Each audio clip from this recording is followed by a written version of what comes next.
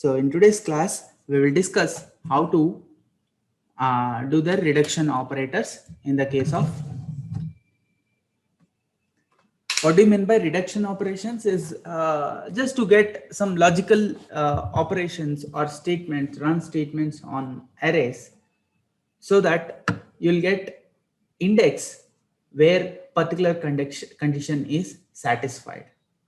For example, I want to know where all the data, all the indices at which the element is greater than 7, let's say. All the indices at which number element is greater than 7. So run all above. It has run, right? So let's say x is equal to np dot arange. What does arange do? 10, 20. It gives a range from 10 to 90. Now, what I'll do is like np dot where of x greater than 30.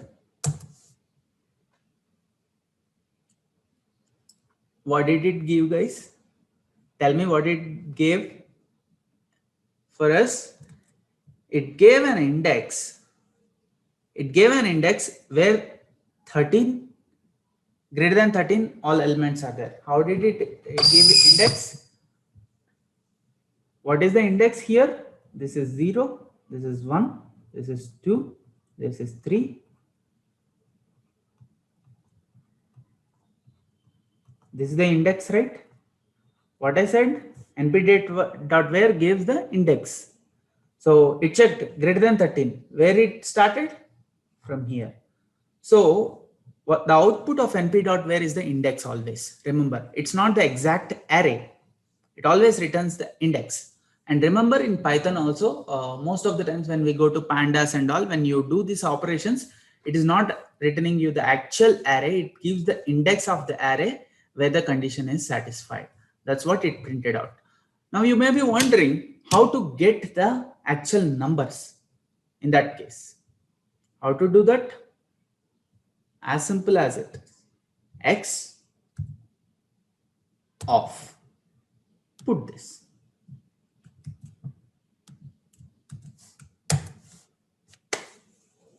That's where your index is. Or to make it more beautiful, put a print statement. It gives you the array directly.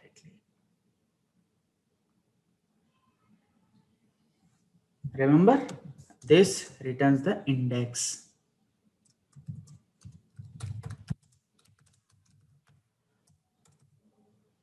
For condition where it is satisfied.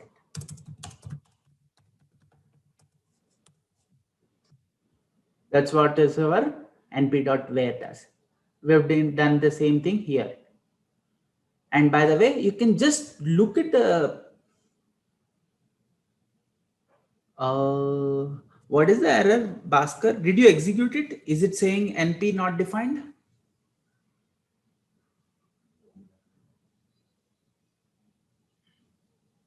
Just execute the statement import numpy as np. Execute the statement import numpy as np. Whenever you start executing, always do one thing: cell run all above, especially when you start opening the notebook, because numpy is not imported, right? Doesn't understand what is np. So once you execute it again, it is saved on the RAM. Now you can continue, because all these notebooks, you remember, right? These are so saved on RAM. Though the files are on disk, the memory is on RAM.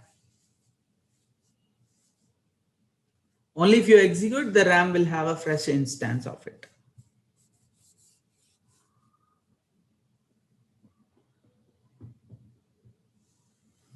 Others, try it out. Let me know if you're facing any issues.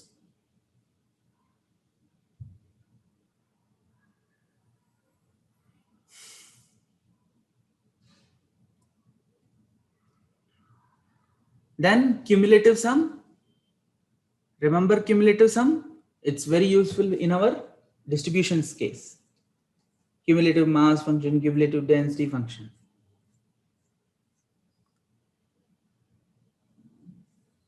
Right? For example, n is equal to, you have an array, np dot arrange. I'll put 12 to 24. It's step of 2. Print n. That's my n. np dot sum of n. What is this, by the way?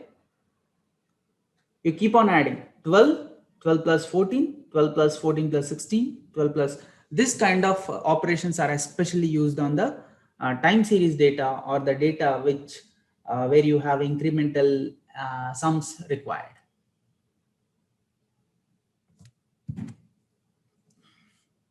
Need clarity. This is 12 plus 14. This is 12 plus 14 plus 16.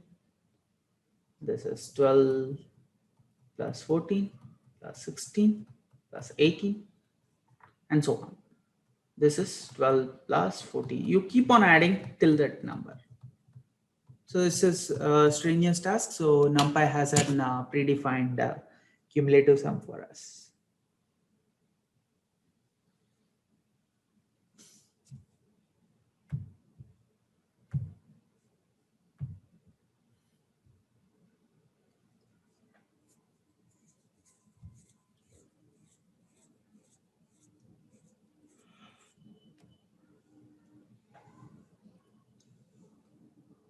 After completing this, I'll give you time to do it.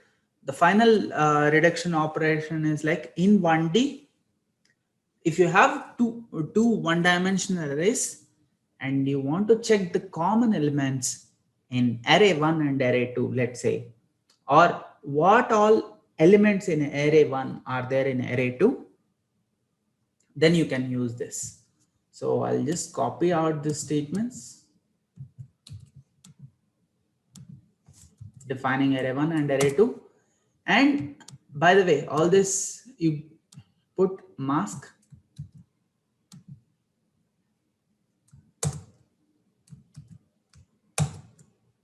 Now, by the way, if you try to print mask, it won't give the elements exactly where they're true or where they're false. Mask is always about index. Sorry, mask is the name I created. The output of this always is an index. If you want exact elements which are common, then you have to do array 1 of pass that index again. Should be able to that. So 45 is the only element which is common between array 1 and array 2. And that 45 is printed. Now this mask returns the index from array 1. Don't do array 2 dot mask and expect 45 to be printed. It doesn't happen because in one dimension only compares both arrays, look at the common elements and gives the index of the common elements with respect to array 1. With respect to array 2, it doesn't give you. So this doesn't work. If you can put more elements, let's say put 88 and also 89 here, let me execute it. 2 elements. So now we have 2 elements in common. The final leg of the NumPy tutorial is generating random numbers, right? First of all, why do we generate random numbers? Very essential for sampling, to pick a random sample from the data set, because data sets are stored on computer. to make shuffling possible, to try test different combinations on random results, or let's say. So as we go into the hands-on part, you'll understand the importance of generating random samples or shuffling the data, which is like very important, right? So I'll teach you how to predict random numbers here. Just copying the same code and putting it here. Random has a separate class. You can use the random class from the NumPy. From NumPy, import random. Now, there is two commands here. First of all, random.seed, and I'm trying to do random.rand3. Let me put the comment and execute it. So what am I getting here? 3 integers, random.rand3, 3 integers, sorry, 3 numbers between 0 and 1. Right? If you put only 1, it will print only one number. I'm just interested in printing 3 numbers which are between 0 to 1. It's giving me 3 numbers. As simple as it is. But sometimes we have to preserve this randomness. What do you mean by preserving the randomness? So though the numbers are random, sometimes it's required to replicate the same results when you go and present it to someone, or when you wanted to run the experiment over the multiple times, today, day after tomorrow, whenever RAM. So preserving randomness is also important. That's where random.seed helps. You can use random.seed, and in the brackets you can put any number. Let's say it's like the key. So whenever you put this same number, you execute it. How many ever times you execute it, the same numbers will come to you. I'm executing it again and again. If you can see here, the numbers are scrolling. But the randomness is not changing here. But aren't they random? Yes, they are random. These are 3 random numbers only. But because I locked it with a key, every time you execute it, you will get the same things. So that's the beauty of it, because you don't want to put a random number, get result 71%, and tomorrow you execute it, it will show 68%. It's like quite unreasonable when you report the results, right? So that's where you use random.seed. I will put 9 and then execute it. The numbers changed here. When I put 8, there is one set. When I put 9, another set. But execute it any number of times, these numbers don't change. Now I'm executing without a seed. What happens without a seed? Every time you execute, you'll get different random numbers. So this is not expected. When you are running a machine learning algorithm, you want randomness, but today you execute one randomness, tomorrow you execute another randomness, you can't handle it. So that's the reason we use the seed statement.